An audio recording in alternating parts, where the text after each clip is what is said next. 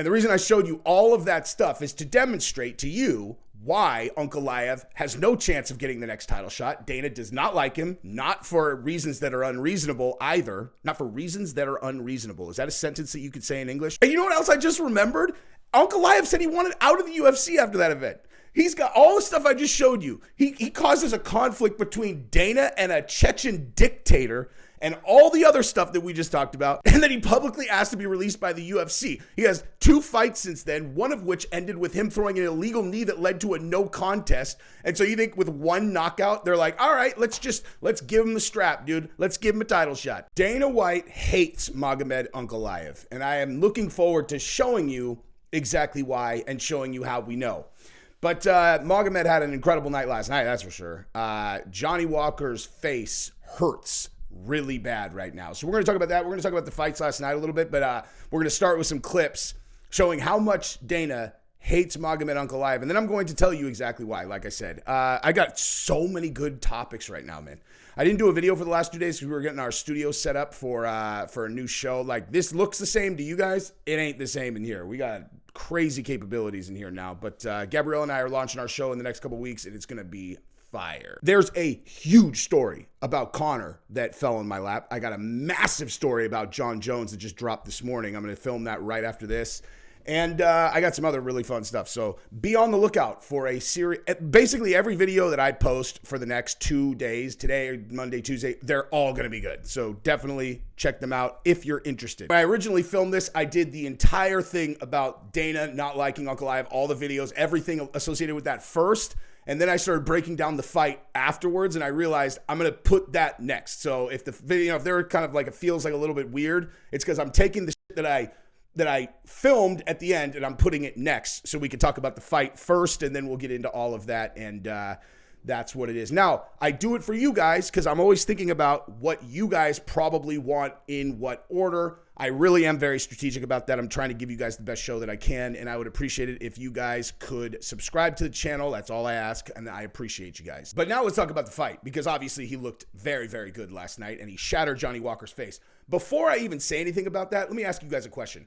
Was Johnny Walker named Johnny Walker at birth, or was Johnny Walker in Brazil and he's 6'6" and he's like, I'm going to America to take over the world. I need the most American name that exists. And they're like, Johnny Walker.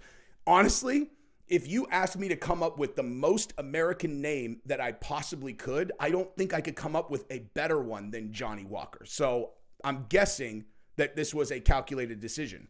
But nonetheless, he got his face shattered last night in a way. I don't know if any of you guys, I'm sure a high percentage of you guys have been punched in the face.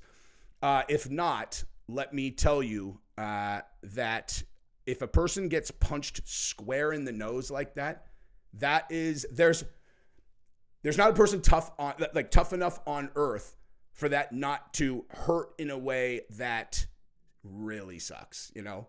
Like, if you, there's no like, oh, that guy's got a really high pain tolerance. So it's like, dude, you get your nose shattered like that. Oh, I mean, I've actually never had it done. I've been hitting the nose. And so I can tell, it's like, if you've injured your knee, to a certain degree and it hurt 8 out of 10, and then someone injured it, 5x that, you could pretty much make a fair assumption on what that looks like. But dude, that's not fun, man. That's not fun at all. It was a great shot to put him down, and then that last one was ruthless, dude. You'd rather get knocked out. You'd rather get knocked out. Or, I mean, maybe to each his own. I would prefer to take a really solid shot to the chin, I think, than have someone shatter my nose with the final blow of a fight. Like, that's no fun, man. But I thought that Ankalaev came out with a really good game. Honestly, I actually think that performance last night was his most impressive one, though, because he very clearly is a cerebral, strategic fighter with great skills. Now, after watching the fight last night, though, I can go back to the other ones, and probably I would see the same thing in his other fights. But what Johnny Walker provides is the opportunity for a fighter to demonstrate whether or not they are a well-rounded, very strategic fighter, because he's such a unique problem to solve, and he has such big strengths and such big weaknesses that you can tell after the fight if someone approached it from the standpoint of defend against the strengths and then attack the weaknesses. And Ankalaev definitely did that. he came out and, in the beginning of the first round, I mean, I'm sure everybody was like, whoa, Johnny Walker really could win this fight. I mean, I was thinking what's about to happen was, what the outcome was, but maybe Johnny could knock him out first. But, as soon as you see a guy eat one of those kicks, eat one of those leg kicks from Johnny Walker, you're like, man, because the strategy for Johnny Walker is obviously get through the initial part of the fight, however you and your coaches define what that is, play it safe. Don't take chances at the beginning of the fight. Don't go in crazy and leave yourself open to where he'll hit you with some unorthodox strike the first or second time you see it. Start off very defensive, let himself get him a little bit tired, let that initial, thing that he has, one of these fighters where like he's going out and he wants to just put you down at the very beginning, get through that phase of the fight, and then let him start to think about the other fights that he's had when he didn't get the knockout early, because he's had so many early knockouts. It's like so much of combat at any level or any specific martial art is really about understanding your opponent. And it's like, I mean, you can look at it two ways. You can look at it as he's had much less success after the first round of the fight. And so you're like, let me just do it defensive and do that. And you could simultaneously, if you're going a step further, get it, like you think about what's going on in his mind after he gets through the first round. And then if you really want to go another level, you think about how things started to go wrong for him in those fights, like where it's not just, okay, survive the first round and then start doing what I'm doing in the second round. But if you really want to go next level, if you recognize that there might've been some similarities in like right where it started to go wrong, you do that first. And you really start to make them question their confidence, because whether they even remember the exact way that they lost before, if it started off with, a shot that they did not defend against and they ended up on their back for 4 straight minutes in the second round, and then they ended up that being kind of the beginning of a sled ride down to a loss, then that's probably a really good way to do it. Not just because you've seen it work, but also because it's going to send them to a place where they remember losing like that, But on the flip side, if you've seen a guy where all of a sudden they started eating some leg kicks and that started them down, and then later on, you really want to think about what was the catalyst that led to the beginning of the downfall. And if that's available, do that. And it'll unconsciously bring them right back, because they'll remember, even if it's subconscious. They're like, oh man, like this is how it started to go bad when I lost. But anyway, Ankalaev, did an incredible job just weathering the Johnny Walker storm, and then he started implementing his game plan, and he obviously did very well. And he doesn't really have any weaknesses that I can tell. I mean, he's not like, I'm not saying that he's going to run through everybody. It'll be interesting to see how he matches up with someone like Poatan, who is also just a catastrophically powerful puncher, but is much more technical. And I think everybody seems to think that Alex Pereira is just like a guy where, it's just going to take a wrestler and then he's done. And it's like, are you sure? Like, what are you basing that on? Well, he was kickboxing very recently. Okay. And he trains every single day with Glover Teixeira, right? Glover Teixeira is as good as you're going to get, both as a coach and as a training partner in terms of defending takedowns. So, I mean, are any of the guys that he's going to be facing better grapplers, more powerful grapplers than Glover Teixeira? He trains with them every single day. So if you can't get him to the ground, you're in trouble. Yuri Prohaska is not a guy with a glass chin, and Pereira put him down with a shot that probably had 40% power. So, I mean, it's an interesting matchup. Like I said, I don't think we're going to see it. Well, maybe you have not seen that part yet. Later on, we're going to talk about why Dana hates Ankalaev and why I think there is no chance he gets the next title shot. Even though, I mean, Pereira, he already alluded to the fact that they are close to finishing up his fight. Like, so he's going to fight someone and they're close to signing it. And he said, you guys are really going to like it. So maybe Jamal Hill. That would be awesome. I would love to see Jamal Hill fight Alex Pereira. I would love that. At 205, if Izzy is not the guy, because Izzy is coming back or going to the event this weekend, and all indications are that he's going to fight the winner, right? based on the court case, and he told the judge it would like destroy his livelihood if he can't get to this fight. So I would say 85% after the main event on Saturday is he's going to come into the octagon and face off with whoever wins that fight. So that means the Pereira fight's out. So most likely Jamal Hill, and I'll be very excited for that fight.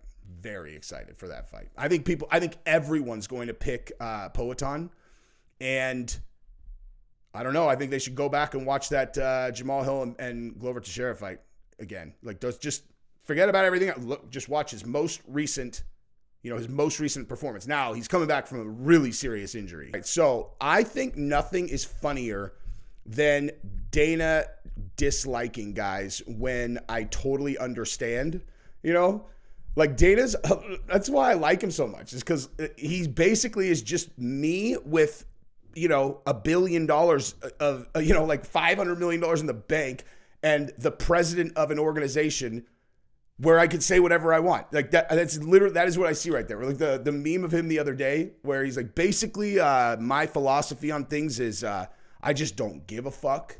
I think everybody's soft. I think everybody's worried about all these things. I don't care. And I was like, yeah, pretty much.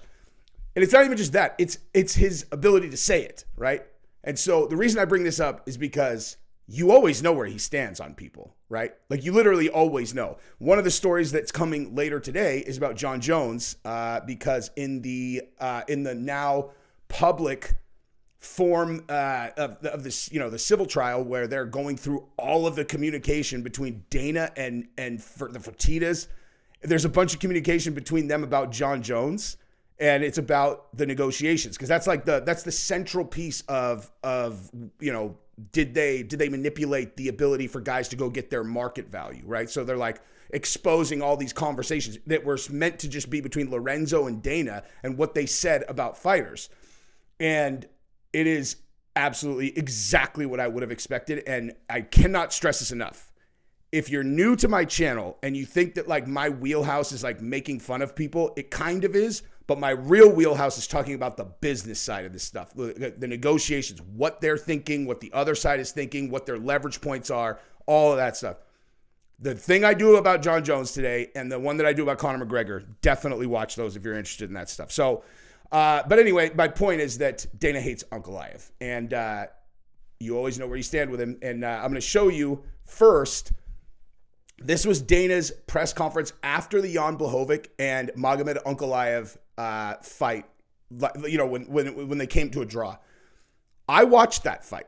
It was on our anniversary. We were, Gabrielle and I were in like wine country, and I watched the whole thing on an iPad. I did not think it was a bad fight, and Dana ripped Ankalaev. Okay, so hang on, and then we'll talk about why he hates him so much. Kind of a wild ending, right? I guess give us your thoughts on the main event. What are you going to do? I think the main event was terrible. What are you going to do? What about the scoring of it itself? We've seen this. This is nothing new. It's like the Paddy Pimblett fight. It's like Gordon had a horrible game plan going into that third round.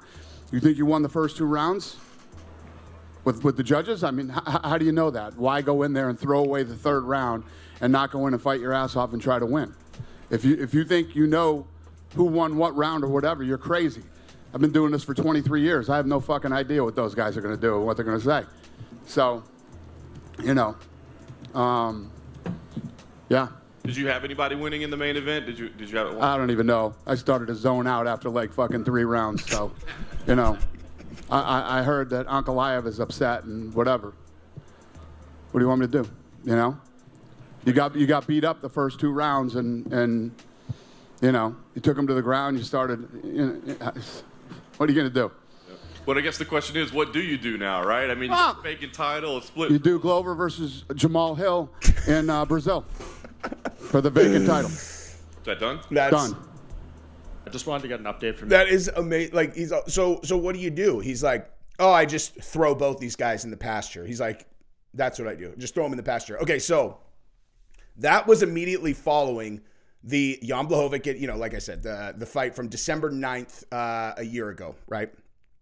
And listen, bottom line, not only does Dana not like Magomed Ankalaev, but he also knows that he has no market value, right? Like Magomed Ankalaev is not a guy who's going to sell tickets and he's not going to sell pay-per-views, okay? Now, again, I promise we're going to talk about the fights last night, but I'm going to title this something about, Dana hating Ankalaev, and so we're going to talk about this first. But so then you got to go, like, then there was more aftermath, stuff like this, where this is so funny. They called Gadirov a warlord.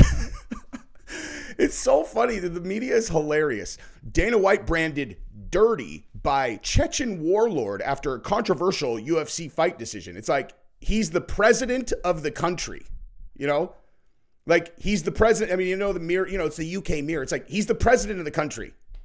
Oh, well, how did he become that? He just controls the military. You're all, that's probably super different than how every other country works. You know what I mean? Like, pretty sure that's how it works everywhere. Whoever controls the military controls the country, We can all, we vote or we do whatever, but like, just saying. But as we're going to find out right now, being the president of a country or a warlord or whatever you want to call it does not necessarily mean that you always have really good takes when you say things publicly. So he went to, by the way, Gadirov, I'm joking. It's a great take. Flawless. But if I was not afraid of him, I might say this take makes no sense, and Dana was right to dismiss it. But I'm going to go ahead and just read it to you guys, and then we'll discuss it a second. So this is what Gadirov wrote on Telegram. Telegram. Jeez. I thought Telegram is like for... Anyway. Dana White, what happened to you? You were a normal, principled man, and today you took the championship belt out of the ring without handing it to the clear winner.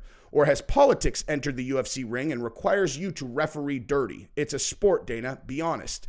Hey, Dana White, where are you going? Save the face of the league. Your own face.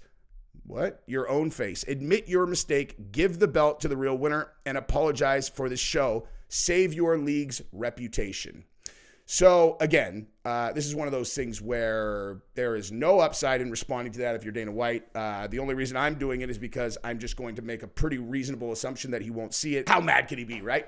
But, just in general terms, if you see the best fighters in the world losing rounds to him on purpose, you're like, I mean, Putin's legit at judo, but like, Are you gonna throw Vladimir Putin? You're all, look at what I got one on Vladimir. It's like, you are gonna get a mouthful of plutonium is what you're going to get. He's gonna congratulate you, and you're going to choke on radiation within a month. So good job. And Gadirov would probably just, hang. It's like Handmaid's Tale. He'll just hang you from the wall. He's like, he had a great round, and that's why we had to sacrifice him to the MMA gods. Great job, guy. But I do think this take is really funny, though, because his entire take is, Dana, admit your mistake, save face, get in there, and put the belt on the rightful winner for Magomed Ankalaev. And, like, the reason that's funny, going back to the warlord thing, is because in Chechnya, which is what he knows, he could just do that and would just do that. Like in the United States, it's like, dude, there's like a regulatory body. There are there's refs, and then there are, the judges, and there's a whole system that, Dana actually answers to the Nevada State Athletic Board. I'm sure that he probably owns most of the people on it, but nonetheless, there are checks and balances in place. Judges make bad calls, whatever. There's no you don't just walk in if someone makes a mistake and go, dictator rule, you win. It's not a draw. He won. Maybe in some cases that would be a good thing, but that is for sure what they would do in Chechnya. And you understand that in Chechnya, like, they actually do have a very formalized, big kind of MMA community, like combat sports community that they run in Chechnya. And it's like that's actually like ancient Rome, because the way that you end up in the stadium is based on like you're standing in society. So it's all like the biggest savages that are the closest to Gadirov. And how do you think you get close to Gadirov? Probably by, inventing some kind of, app technology, not probably by the level of resources that you control in terms of your ability to exert power on people. So that's a dangerous, dangerous building to get into an argument with anybody. Go watch the fights. If someone's all, get out of my seat, you're all, you absolutely can have my seat. It's like, no, dude. No, you can't let people punk you around. You're like, oh, yeah? All right, yeah, tell him to go fuck himself. Give him, make sure you leave your driver's license so that he knows where to send his hit squad to, poison your water source. What? Anyway, but in American terms, it's not a good take. Obviously, Dana can't just go in there and be all overturned. And he wouldn't anyway because he hates Ankalaev. So let's move on to the others, like the other part of this too. And then I'll tell you why he hates Ankalaev. All right. So first of all, actually, this is actually better if I say why he hates Ankalaev first. He hates Ankalaev because Ankalaev he's from Dagestan, and obviously, dude, Dana loves Khabib. Dana loves Islam Makhachev. Dana loves these guys. Genuinely, really loves these guys. You always know where you stand with Dana. I can always tell how guys are with Dana. Like, literally, if I watch Dana shake hands with a guy, I know crystal clear if he likes him, if he knows them well, if he doesn't like them, all of that. I can just tell instantly because he just wears his emotions on his face in a way that's very telling. And he loves those guys, genuinely.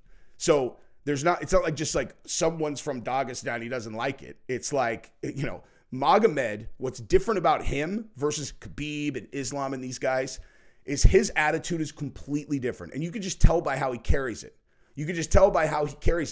He is like a person who does not like American culture. He hates American culture. Now, I think that if you got behind closed doors in those circles, you would hear a lot of that, You would hear a lot of criticism of American culture. And no one ever did a better job of explaining, telling a great story that would help you understand seeing Western culture through the eyes of people from a fundamentalist, not fundamentalist, but not fundamentalist at all, I'm sorry, but from a traditional conservative Muslim background, than Mix Molly Wapari when he was doing the Khabib and Conor saga. I cannot stress this enough. If you have never watched those documentaries, those are they're my favorite. I won't say they're the best, they're my favorite. My favorite series ever done on any MMA topic was Mix Molly Wapari and his series about the Conor and Khabib beef. There are 4 videos, but it's one of them's I can't remember the exact name of them. One of them is Khabib, Rise of a Savage. Another one is Fire and Ice, or the title definitely is Fire and Ice.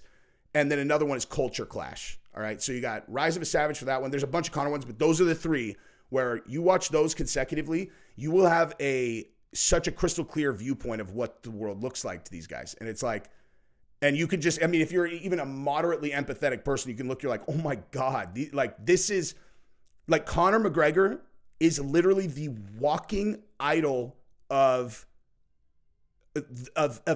everything that they see as wrong with Western culture. Conor is the embodiment of all of it, And so knowing how they see things from there, Khabib and Islam Makhachev and a bunch of these other guys, they've actually, they have made a genuine effort, to become assimilated, kind of they can interact, they speak English, and even though, of course, they see a lot of things that they would never do. They don't drink, they don't chase girls around, they don't flash money, really. You know what I mean? It's just not the way they roll.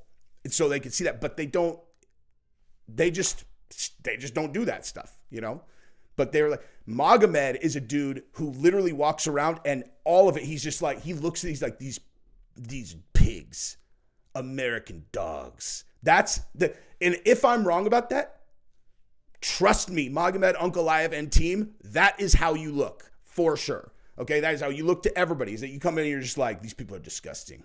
And then the way that he does his post-fight speeches, maybe it's his translator, but he just yells, "Give me my title shot now. I want it right now." And you're I just don't like the wording, And I know who really doesn't like the wording. Dana really doesn't like the wording. He's like, "What do you do? Why? Because you won some fights?"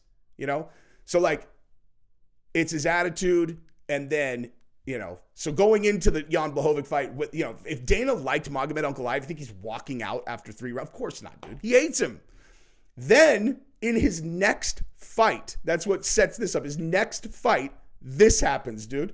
In the next fight, he already hates Magomed Ankalaev. Already hates him.